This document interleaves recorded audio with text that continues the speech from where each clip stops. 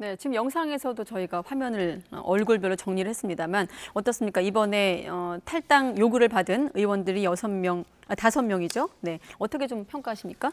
오늘 오전에 말이죠. 오전에 최고위원회가 생각보다 길어지더라고요. 네. 국민의힘 이 문제를 상의하는 최고위원회가 길어져서 이 생각보다 그 이준석 대표가 취임할 때도 얘기했고 방송에서 나와서도 민주당이 지난 6월 달에 이런 일이 있었잖아요. 민주당도. 네. 그 민주당의 징계보다 상당히 강한 엄중하게 하겠다는 얘기를 많이 했거든요. 그래서 최고위원회가 길어져서 상당히 정말 강한 조치를 내리겠구나. 그게 요즘 이제 정권 교체론도 많이 희석된 것도 사실이고 네. 그런 것들을 이제 넘을 수 있는 하나의 기회일 수 있는 거거든요. 게다가 이준석 대표의 리더십에 관련된 부분도 그렇고 그렇게 예상을 했는데 네. 뚜껑을 열어보니까 너무 실망스러워요. 12명 중에서 1명은 지금 비례대표 의원이니까 네. 이제 한무경 의원이 그렇죠. 한무경 의원이죠. 예. 제명했어요. 이게 탈당을 본인이 하면 이제 의원직이 박탈되니까. 나머지 6명은 지금 소명을 받아줬다는데 소명을 받아주는 주체는 사실은 수사기관이 이래야 돼요. 최종적으로는. 그렇죠? 네. 근데 물론 이제 지금 이제 국민권익위가 이렇게 통보한 명단 이분들을 다 우리가 단정할 수는 없죠. 역시 수사기관의 최종 그리고 최종 나중에 법원의 판단은 필요한 거긴 합니다만 네. 탈당 권유를 5명밖에 안 했다. 이거는 민주당도 당시에 이제 탈당 권유를 했잖아요. 네. 2명 비례대표는 이제 출당시켰고 비례대표니까 역시 10명이 그대로 당적을 보유하고 있어요. 민주당도 마찬가지 한데 네. 지금 이제 이 소명을 받아들였다는 의원들이 이유가 본인의 소유가 아니거나 매각했거나 직접 개입하지 않았다라는 거거든요. 예. 근데 그때 민주당의 경우도 본인의 소유가 아닌 경우에도 일단 탈당 권유를 했었어요. 네. 그러니까 지금 민주당의 조치보다 훨씬 미약한 겁니다. 미미한 거예요. 물론 이분들이 다 잘못했다는 게 아니에요. 그건 민주당도 마찬가지예요. 본인들은 네. 뭐 그렇지 않다고 주장하는 거니까. 아무튼 간에 생각보다는 기대 수준에 상당히 못 미친다. 저는 그래서 이 부분이 지금 이 부동산 투기가 국민들에게는 상당히 중요한 문제인데 네. 지금 대선에서는 더욱더 중요한 문제거든요. 정치적으로도 그렇고 정책적으로도 그렇고 지금 민주당 의원들 같은 경우에 후보들 경우에 부동산 공급책을 많이 내놓고 있잖아요. 아직은 국민의힘은 본격화가 안 돼서 이제 이런 공약이 잘 안 나오고 있습니다만 근데 지금 이 문제가 굉장히 예민한 문제고 국민들이 가장 관심 있는 문제거든요. 근데 이걸 이렇게 좀 더 두고 봐야지 알겠습니다만 지금 윤리위원회가 구성이 안 되고 그래서 좀 상황을 지켜봐야 되긴 합니다만 저도 오늘 최고위원회가 길어지고 나서 내린 조치의 치고는 대단히 실망스럽다. 그렇게 생각을 합니다. 네, 한마디로 요약하면 이준석 대표의 지도부의 결정은 좀 실망스럽다. 이렇게 교수님 판단하셨고 지금 교수님 말씀에 아예 소명 수용한 배경까지 설명하셨는데 마침 오늘 전현희 권익위원장이 출연을 했습니다. 출연해서 이번에 이 권익위 조사를 맡은 분들이 수사 경력이 있는 사람들이라 법률 위반 여부를 따졌다. 그러니까 법률을 위반한 부분을 결과를 낸 것이다라고 했는데 지금 국민의힘이 자체적으로 소명을 수용을 했거든요. 어떤 배경에서 이런 해석을 했을까요? 일단 뭐 국민의힘의 조치가 뭐 미흡했다. 네. 이건 뭐 저도 같은 생각이고요. 당초에 이제 이준석 대표가 민주당보다 강하게 대처하겠다 공언을 했었는데 네. 오늘 조치 결과 나온 거 보면은 6명은 조치를 취했지만 6명은 소명이 된 것도 이제 결론은 내졌으니까 그럼 강도가 예상하고 공언했던 것보다 상당히 이제 좀 낮아진 거죠. 네. 아무래도 이준석 대표가 현실을 택한 것 같습니다. 당내 그 리더십도 지금 제대로 안 먹히고 있는 상황에서 이 문제를 너무 크게 벌이기보다는 좀 안정 우선으로 가겠다 이렇게 판단한 것으로 보이는데 아마 그 이준석 대표한테는 좀 상처가 될 것 같아요. 이 문제에 대해서 어떤 단호한 태도를 보이지 못한 그 한계를 이제 보여준 셈인데 저는 뭐 권익위가 넘겨준 명단이 다 문제가 있다.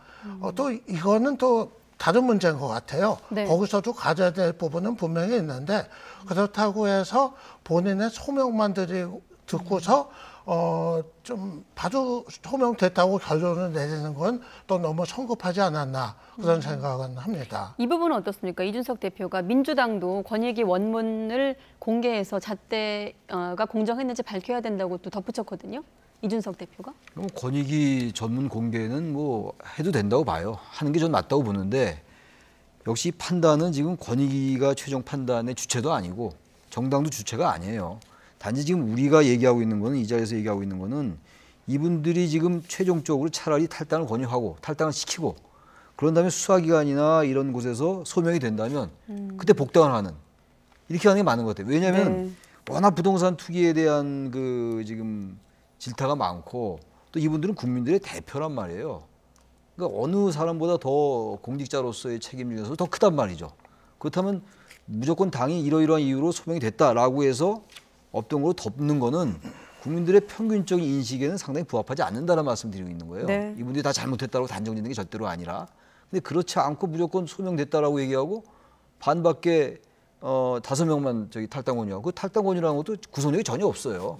탈당 안 하면 그만 아니에요. 그건 민주당도 마찬가지예요. 그 지금 정확히 표현이 국민의힘 같은 경우는 탈당 요구인데 네. 탈당 요구가 구속력에 왜 없는지 좀 설명해 주시죠. 윤리위원회가 네. 구성이 돼서 윤리위원회에서 탈당을 권유하면 네. 탈당을 권유하면 10일 이내에 탈당을 하지 않을 경우에 자동 탈당이 되는 거거든요. 근데 지금 윤리위가 구성이 안 돼 있어요. 네. 그래서 오늘 이준석 대표가 열흘 후에 어떻게 하겠습니까라고 기자가 질문하니까 윤리위를 구성하겠습니다 이렇게 대답한 거거든요. 네. 탈당 요구를 했다는 거예요. 지금 앵커 말씀처럼. 예. 근데 이게 좀 애매하다는 거예요. 분명하게 선을 그으려면 그런 걸 정확히 설명하고 탈당을 시키겠다라든지 아니면 윤리위라든지 뭐 의원총회에서 정확히 논의를 해보겠다 이렇게 얘기를 해야 되는데 네. 탈당 요구했다. 그리고 반은 소명을 받아들였다. 그러니까 국민들이 볼 때 대단히 성의 없이 보이잖아요.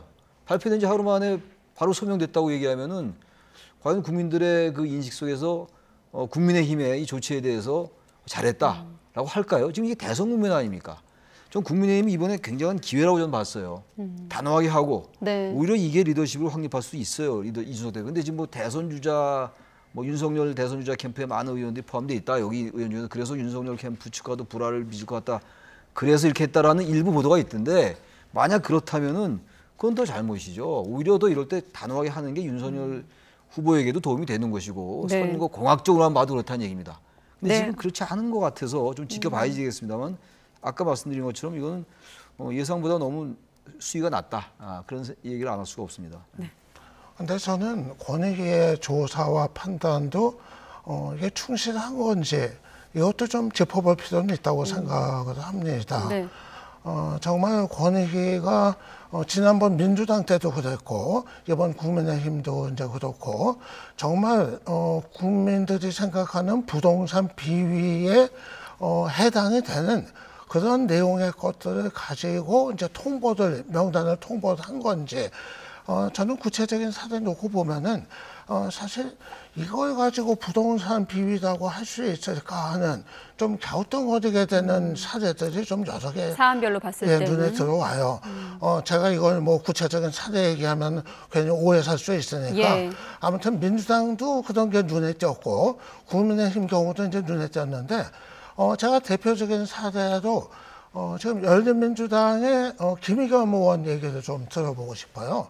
저는 김의겸 의원이 흑석동 상가 청와대 대변인 시절에 그렇게 대출 엄청나게 받아가지고 매입한 거 하필 그 시점에 문 대통령의 그 정책 의지와 정반대 행동을 한 거 이거는 마땅히 이제 비판받았어야 되고 책임졌어야 되는데 근데 이번에 보면 이제 김의겸 의원이 비밀 정보 이용 네. 그 의혹이 이제 추가가 됐더라고요.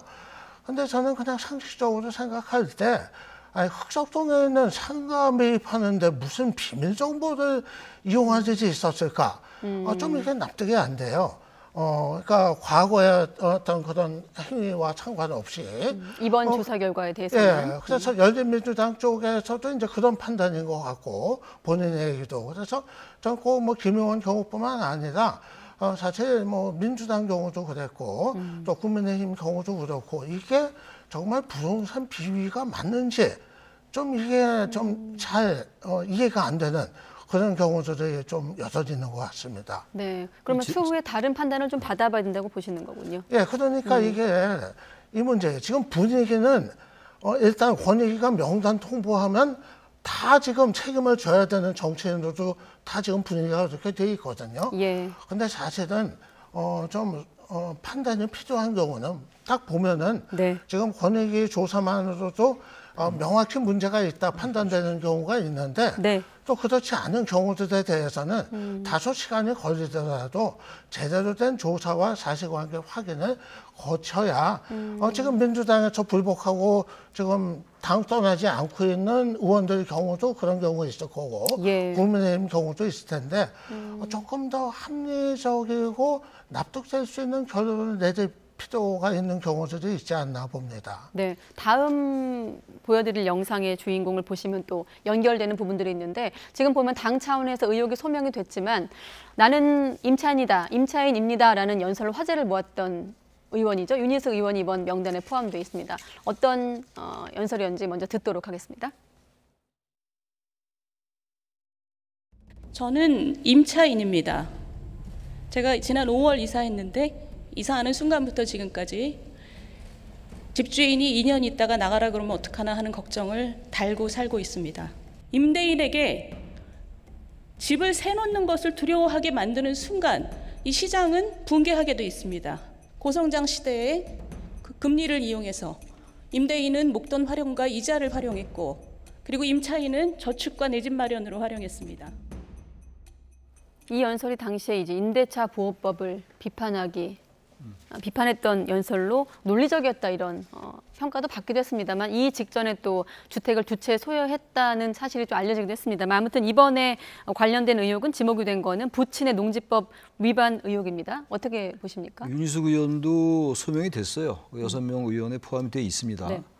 그러니까 이제 아까 우리 그 유평론가 말씀처럼 그런 면도 없지 않죠. 그러니까 제가 아까 말씀드린 게 최종적으로는 수사기관 그리고 법원의 판단이 필요해요.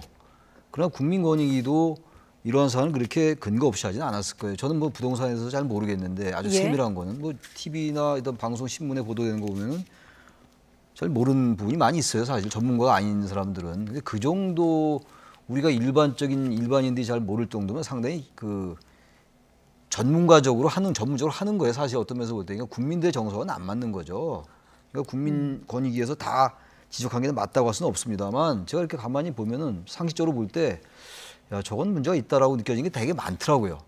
그러니까 지금 민주당 12명, 국민의힘 12명이잖아요. 지금 총 24명인데 네. 민주당에서도 의원들이 그렇지 않다라고 하는 의원들도 있고 이쪽도 마찬가지긴 한데 아무튼 간에 현재 이런 국민권익위가 나름의 기준을 가지고 했던 거라서 정당은 국민들의 여러 가지 있던 이익이라든지 이런 것들 제도와 조직화하는 기관이 정당이거든요. 네. 그렇다면 일단 국민권익이라는 게 공공기관이기 때문에 국가기구고 거기서 한 그 결론을 충실히 어느 정도 소명하는 게 맞아요. 그래서 전 탈당 같은 거를 어느 정도 한 다음에 그런 다음에 복당해도 늦지 않다. 근데 무조건 당에서 결정한 거를 탈당하지 않겠다. 그럼 당은 또 그걸 알면서도 결정을 해서 통보를 하고 이렇게 하는 건 맞지 않는다는 얘기예요. 국민권익위의 판단이 다 맞다는 얘기가 아니라 네. 이렇게 하면 아무 의미가 없는 거 아니에요. 구속력 없는 거를 얘기하고 또 탈당 안 하고 지금 민주당도 마찬가지 아닙니까? 그대로 있어도 그 이후에 유의해야 되고 지금 이것도 국민의힘 얘기가 나오니까 다시 민주당 얘기가 소환되는 거거든요.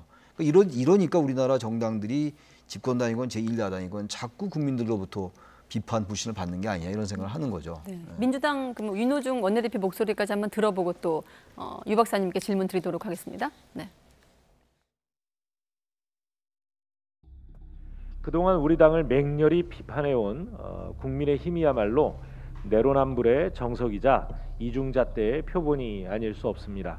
국민의힘은 의혹이 제기된 의원들에 대한 응분의 조치를 취함으로써 국민께 드린 약속을 즉시 이행할 것을 촉구합니다. 저희 당은 국민과의 약속을 지키기 위해 사상 초유의 탈당 권유 조치를 취했습니다. 납득 가능한 상응 조치와 적극적인 수사 협조에 나서 주실 것을 강력히 요청합니다. 이번 국민의힘 조치에 대한 두 분의 평가는 충분히 들은 것 같고 앞서 말씀하신 대로 탈당 요구 같은 경우는 이제 강제력이 없는 최고위 차원의 선언이다 이렇게 좀 보시는 건데 이번에 끝으로 앞으로 어떻게 될 것인가를 좀 전망하는 과정에서 지금 윤석열 캠프, 대선 주자인 윤석열 캠프 쪽 관계자가 5명이 포함되어 있거든요. 경선 시작을 코앞에 두고 있는 시점입니다. 이 부분은 어떻게 좀 작용할까요? 네, 5명 가운데 이제 2명은 뭐 소명된 케이스로 판단한 네. 것 같고 3명 같은 경우는 당에서 이제 조치가 있는 뭐 그런 경우들이 되겠죠. 네. 윤석열 캠프로서도 상당히 뭐 당혹스러운 상황이죠. 이번 대선 치르는데 다른 무엇보다도 이 부동산 민심의 영향, 이건 뭐 엄청나다고 할 수가 있을 거고 예. 아마 그 야당 대선 후보 입장에서는 문재인 정부의 부동산 정책을 공격하는 게 아마 또 최대의 그 득표 가능한 그런 이제 영역일 겁니다. 네. 그렇게 보면은 그 부분에 관해서 이제 좀 떳떳해야 되는데 자칫하면 내로남불 소리를 들을 수 있을 테니까 일단은 뭐 당에서 문제 있다고 판단한 몇 명은 오늘 뭐 사퇴를 한 것 같은데 네. 아마 그 정도로 또 충분하지는 않다고 보고 앞으로 좀 이 부동산 정책과 관련해 가지고 좀 더 근본적인 대안들 이런 것도 정책 차원에서 강구를 하고 이 내부에 있어서 주변에 있어서 이 부동산 문제에 대한 좀 더 어떤 엄정한 태도 이런 것을 보이는 게 필요하지 않겠나 봅니다. 네, 알겠습니다.